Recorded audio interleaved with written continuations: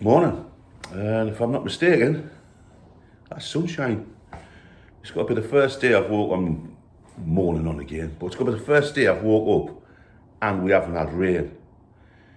I don't want to blate on about rain because it's a classic car thing, but to be fair, it does have an impact on selling classic cars. This is the first year I have ever known in my entire working life, and I've pretty much worked outside all my life since I was 16-year-old. I've worked for myself since I was 19. I've never, ever known weather like this. And I'll tell you the biggest cover up as well, and it's going to come out, mark my words. Nobody's mentioned it on the telly. No news, no nothing. You wait and see. You wait and see what food prices are going to be like. They're going to be through the roof. You'll see, but they daren't say anything because everybody's getting themselves jailed up for a general election. So obviously they don't want to mention how bad this impact's going to be. And it is really going to be a big impact. And especially now because of Brexit, and we have to pay all this tax on everything we bring in from abroad. So I'm telling you, it's going to be a massive thing this year. Definitely is. And in fact, I'll give you a bit of information, a bit of insider tip if you want. Buy yourself some seeds and plant your own stuff. It's the way forward. On that note, we've just emptied a seed factory and we do have seeds for sale. Anyway, that's a different story. What's happening with the cars? Well, my mechanic's on his holiday. So as for the workshop, that's more or less at a standstill. A few inquiries are starting to pick up a little bit, but you just get a couple of inquiries and the weather hits and you're back down again. So hopefully, if this is the start of the decent weather, we might start and get things moving a bit. Loads and loads of inquiries about my car show. Like I must get 30 or 40 inquiries a day about the car show. So hopefully it's going to be good this year. Fingers crossed for the weather, everybody. Have we sold anything last week? No, we haven't sold any cars.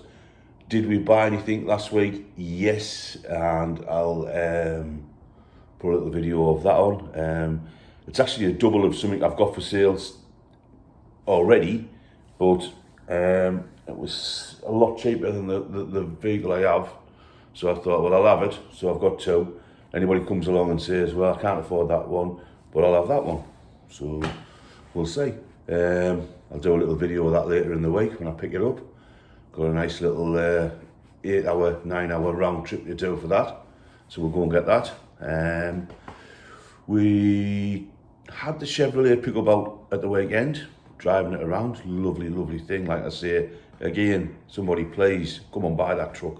That is a lovely truck and pulls for fun. But it's going over that 3-speed gearbox and the 6-cylinder petrol engine that General Motors, Bedford or whatever they are put in absolutely every commercial that they had, and big 6-cylinder car.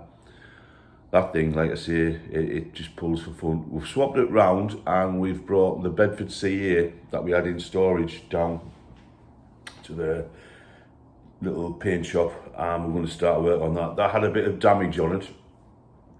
When we bought it, the guy had reversed his forklift in the bottom of the passenger side door and along the sill.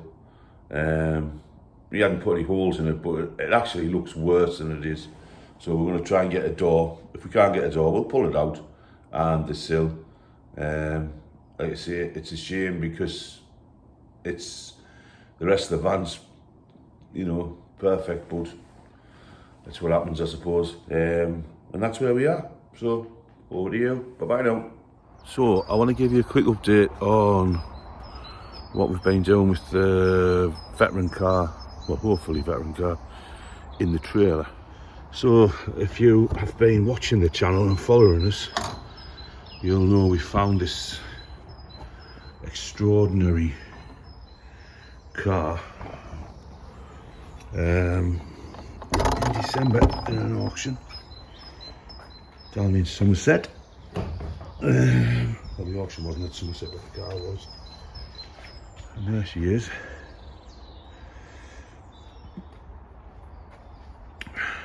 She's a Holtzman motor car, American by origin, and has obviously ended up in the UK at some stage in its life. Quite unusual to find in the UK. Sometimes named as an auto buggy, as you can tell.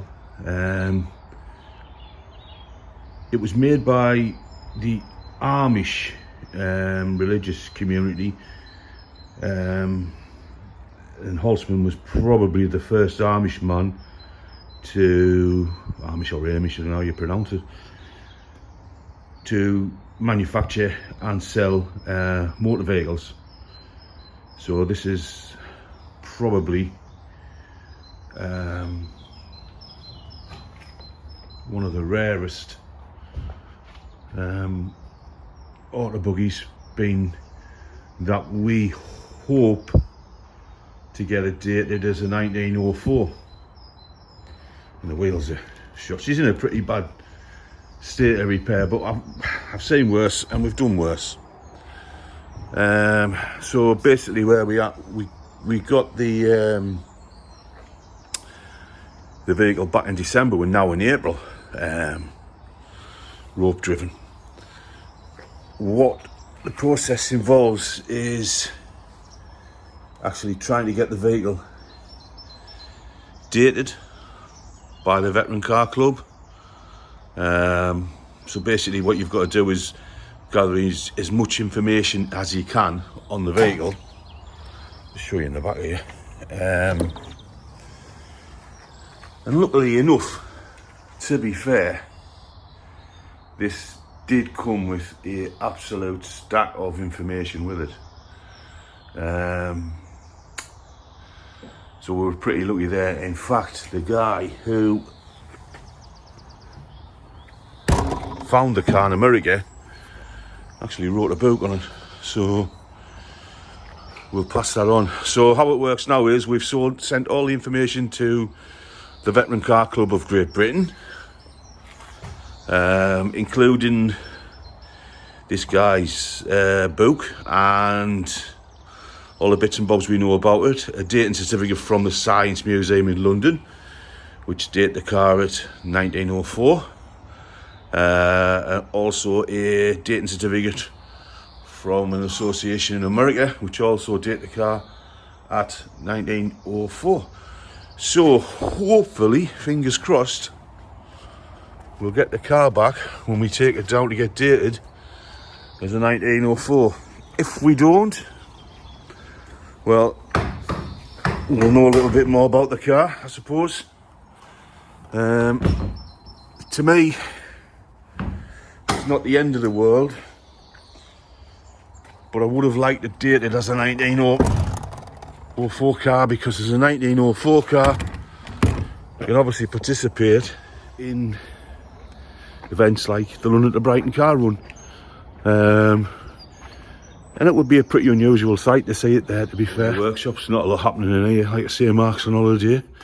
Still waiting for bits for the Range Rover. And it's amazing really, innit? You get a car like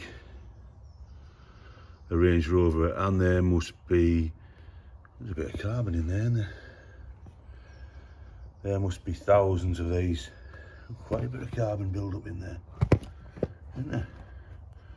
On the road in the UK. V8 diesel, and we've waited 3 weeks now for that bottom pulley. The other pulleys we can get, but the bottom one is a bit of a problem. Just shows you, doesn't it? You know what I mean? Just come upstairs in the garage. What basically is Mark's trim shop, and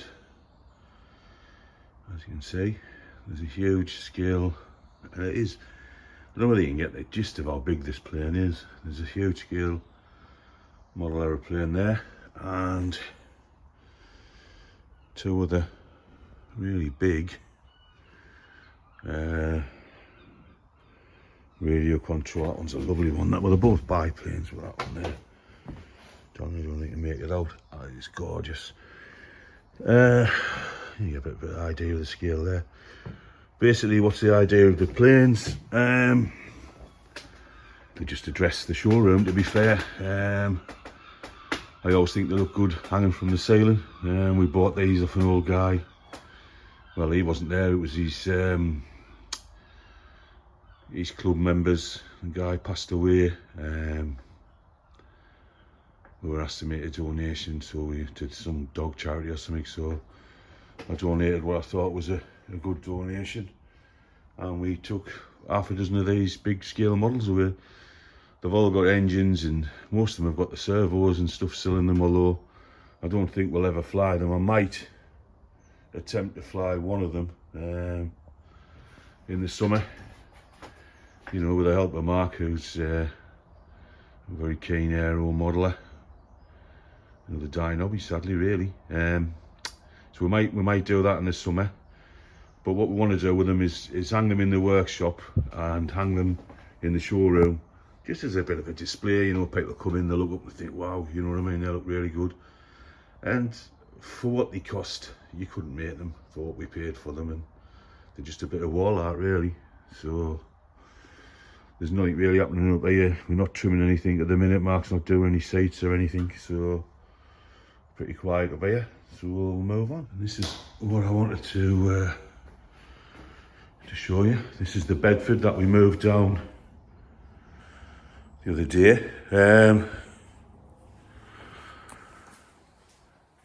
It suffered some damage before we bought it.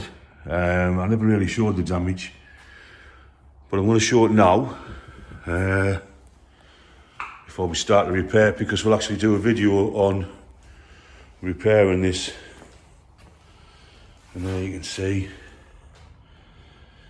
it's had a fair old wallop to the bottom of the door, the sill, and that bit of front wheel arch. Well, there it is inside, and it's lovely. There it is from the front. The little piggy nose, Bedford CA. I think it's F-rate. I think it's a 68. I'm not sure. I'll have to have a look. Little engine in there. It's a bit stiff.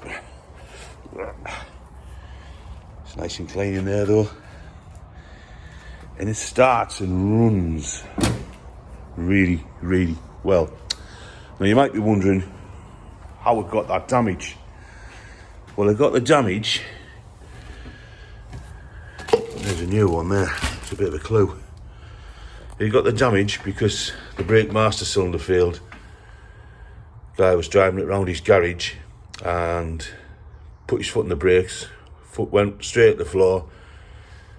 He had a forklift there with a fork sticking up, and it cattled right down the side of the van. So that's how it ended up in the state it was.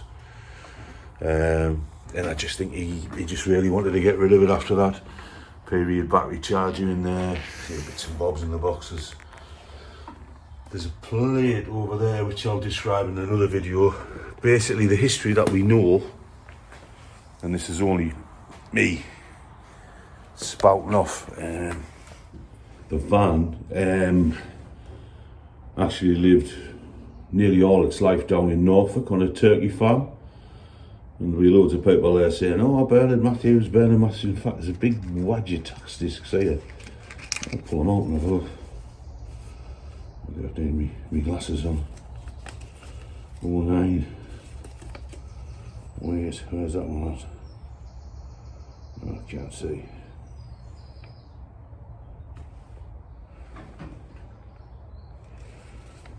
Money glasses. So basically, this guy bought it brand new and on his turkey farm. He was an engineer by trade, apparently. This is the story I got told. And they're only stories, you know. I mean, you can get told one thing and it'll be totally different when you get to speak to somebody else. But apparently, this guy, the guy I bought it off, told us the original owner was a turkey farmer in Norfolk. He had the van from brand new. She had it all the way through, used it all the time. And then when he retired, he did a full restoration on the van, stripped the van down and totally restored it. And that probably sounds about right when you look at the condition of the van, because yes, it has been restored, but looking at it, you can tell it's been restored quite a while ago. I love the quirky bits of features on it, like the metal, sun visor and stuff. Yeah, so that's the story we had it.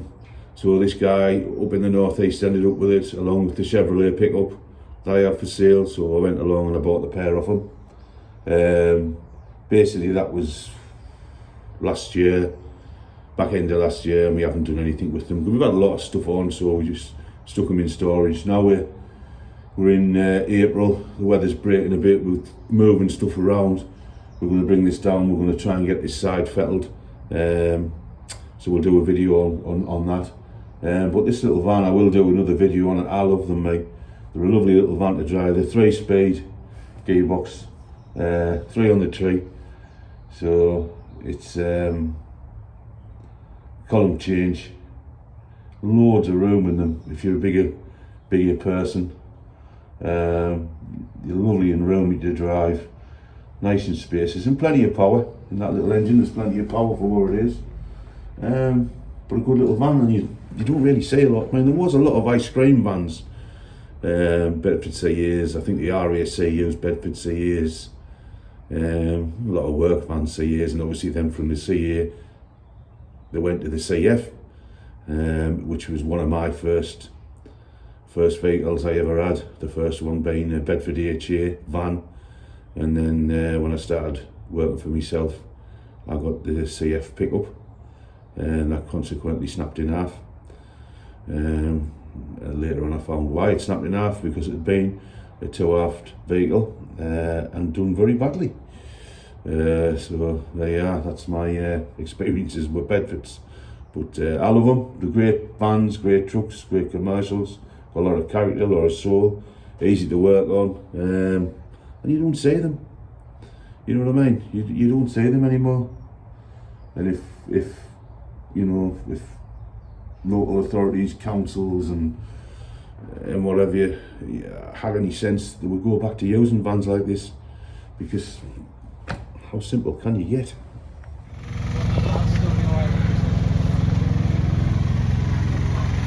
Here we are, Job and Person's yard, demonstrating the Hornet, the massive asphalt mixer, even mixer. There you go, there's a good view of it. Temperature there, 250, so you're heating the equipment there. Go round, lads are just going to start and lay, so we'll have a look at this.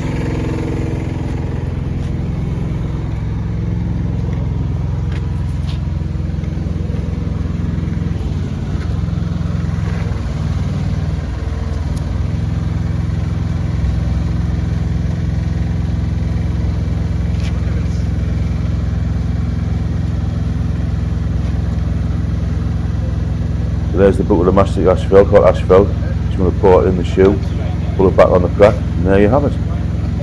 Mastic asphalt.